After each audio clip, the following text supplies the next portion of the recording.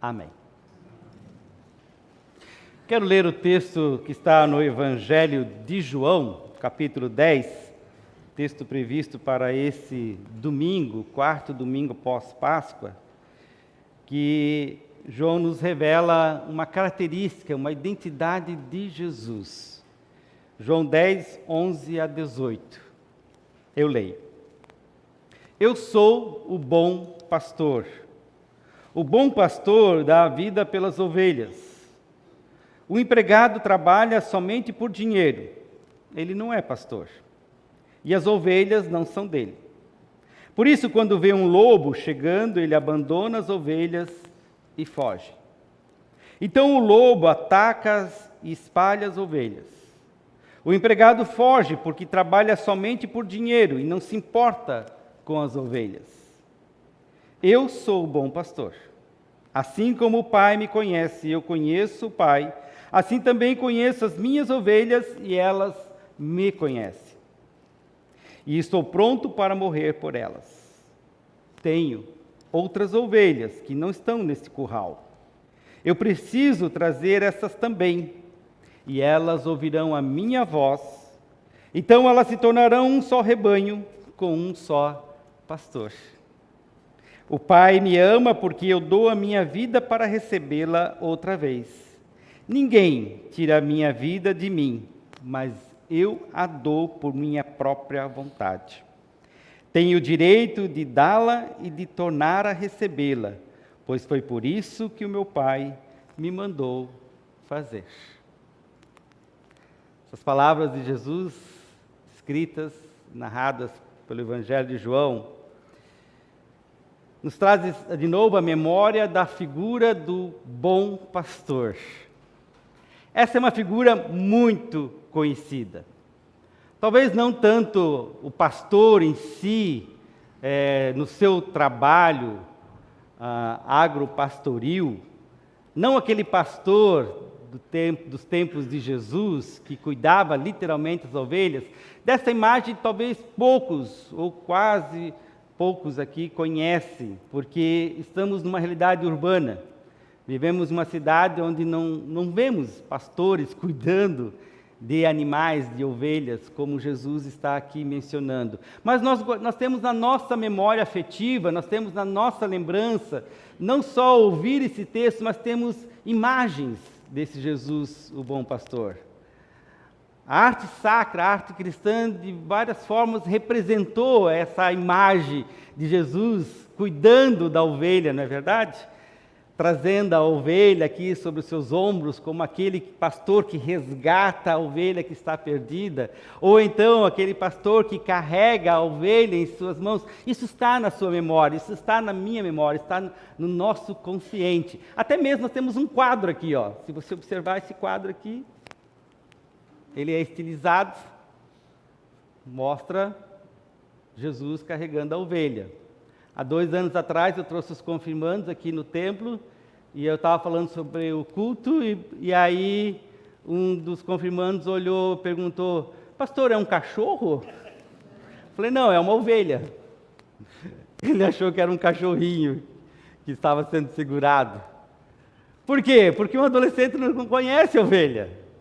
Não faz parte do mundo, né, dele, da imaginação, da realidade. Ele olhou e pensou que era um cachorrinho, que Jesus estivesse carregando um cachorrinho. E por que não? Poderia ser um cachorrinho, mas é a ovelha. Nós temos várias lembranças afetivas, então, dessa imagem querida do bom pastor. Mas também quando a gente fala de pastor, hoje, em nosso contexto, vem também a lembrança da função pastor, do título pastor, de pessoas que exercem liderança como pastores, como líderes espirituais. Por exemplo, como eu estou aqui, alguns colegas, e agora eu lembrei que eu não mencionei o pastor Emílio também aqui no culto, junto com os demais colegas, né? E a Simone. Quando eu saudei, desculpe, mas é que vocês são da casa, né? Estão aí junto. Mas falha minha aqui. Quando nós falamos pastor, nós lembramos muitas vezes desse papel do líder, né? Da líder religiosa, seja um pastor de igreja, um padre, um sacerdote, um bispo. E confesso para vocês que eu tenho me preocupado muito com essa associação. Houve tempos que, quando você se apresentava e dizia que era pastor, as pessoas respeitavam. As pessoas tinham um respeito à figura do pastor, ao exercício do pastorado. Hoje, em certos lugares, eu tenho vergonha e medo de dizer que sou pastor, literalmente. Já aconteceu comigo de eu me apresentar como pastor e as pessoas simplesmente elas viram o rosto e seguem. Ou então elas olham meio desconfiadas e já colocam a mão no bolso.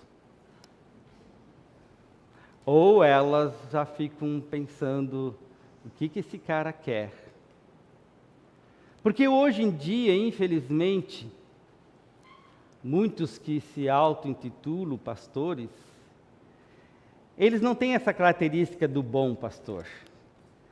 São mais parecidos com esses mercenários que Jesus diz, que trabalham pelo dinheiro, que querem ganhar o dinheiro, e por isso manipulam consciências, manipulam pessoas. São capazes de manter um reinado, não um rebanho, mas um reinado. São capazes de buscar o poder e associar a fé, o evangelho com poder. Há tantos pastores hoje querendo tornar o Brasil seu curral. Tornar o Brasil o rebanho da sua liderança. E confesso para vocês, e preciso dizer isso com todas as letras, tenho medo desses pastores. E que Deus nos salve desses pastores. Porque eles não representam o bom pastor. Como disse, manipulam consciências, enganam pessoas, abusam, violentam, e não precisa ser uma violência corporal. Quanta gente doente nas igrejas, quanta gente decepcionada com o Evangelho, com Deus, com a fé, por conta de líderes que abusam dessas pessoas. E confesso também que eu preciso sempre de novo orar e pedir a Deus discernimento e o Espírito Santo, para que a gente se mantenha fiel à vocação para a qual a gente foi chamada, que é ser pastor cuidador. Aquele que cuida, não o que manipula. Aquele que se coloca ao lado das ovelhas e não usa as ovelhas. Aquele que tem a proposta do Evangelho, de servir e de se colocar ao lado das pessoas e cuidar delas. Então essa imagem que nós, quando falamos de pastores, está muito forte em nós esses dias, quero eu que essa imagem ela possa ser trocada na nossa mente. Ou pelo menos a gente manter esse cuidado, mas não priorizar essa imagem. Mas que a gente tenha a imagem de Jesus.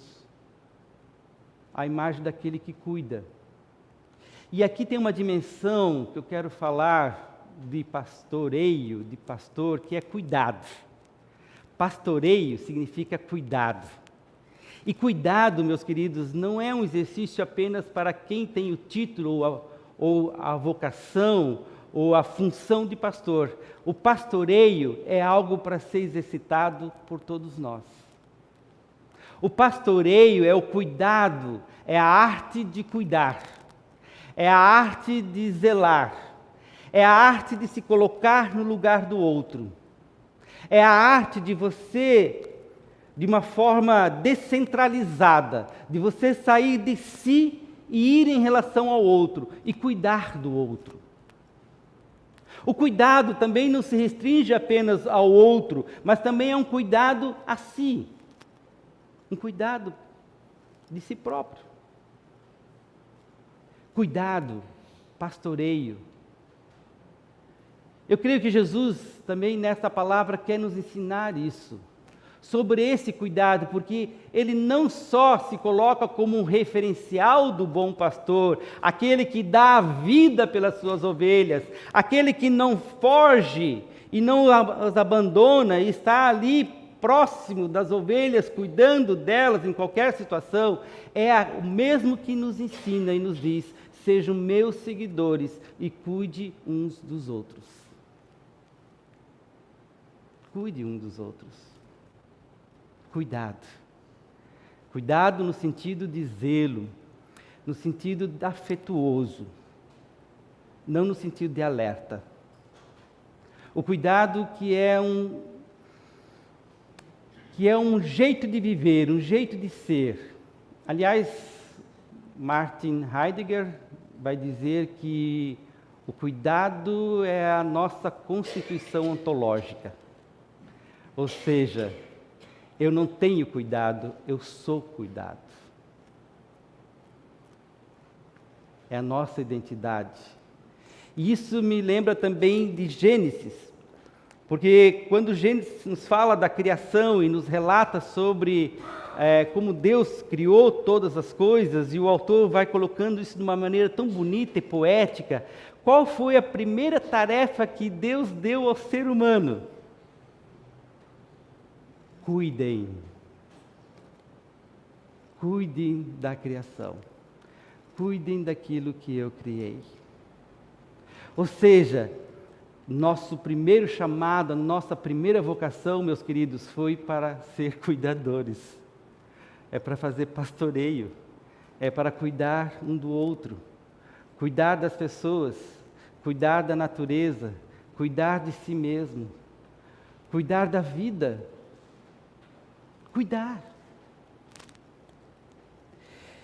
E esse, como disse, é uma arte, é um chamado tão importante e fundamental em nossos dias, porque vivemos cada vez mais um jeito de viver egoísta, voltado para si mesmo, centralizado em si mesmo. As pessoas estão tão preocupadas com elas mesmas, que elas não conseguem olhar quem mais está ao lado. E se olham com interesses, olham como os mercenários, o que essas pessoas têm a me dar, o que elas têm a me oferecer, o que elas podem me proporcionar. Nossos olhares são interesseiros, nossas relações em grande medida são interesseiras, são egoístas. Nós estamos sempre buscando o que o outro tem a me oferecer.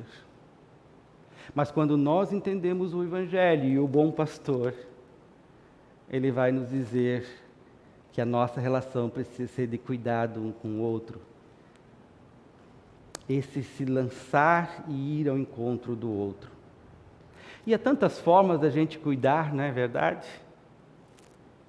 Como você pode cuidar de alguém? Como você pode cuidar da sua vida?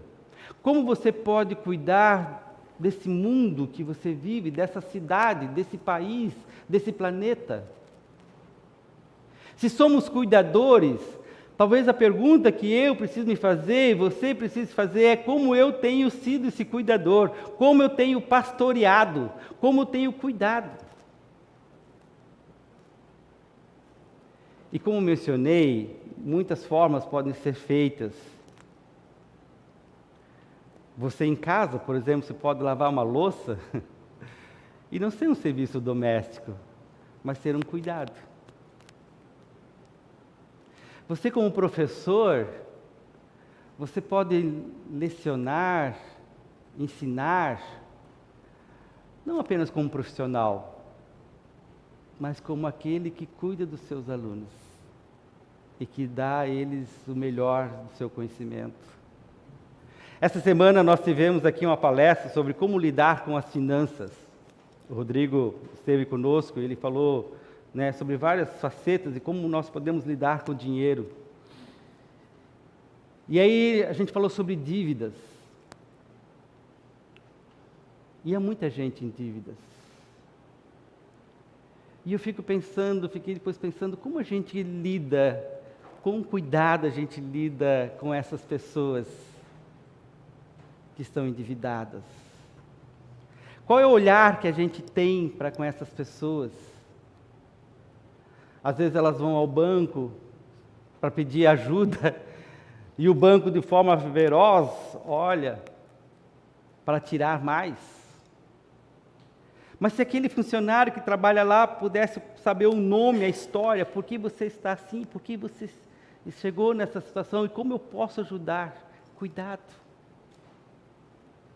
Como facilmente a gente julga, e é interessante, a gente deixa de cuidar porque nós somos rápidos em julgar, nós somos rápidos em colocar os nossos valores sobre o outro, e cuidado significa, antes de mais nada, escutar a história do outro. Cuidado significa sentir a dor do outro. Cuidado significa que você vai ter que abrir mão de algumas coisas, sim.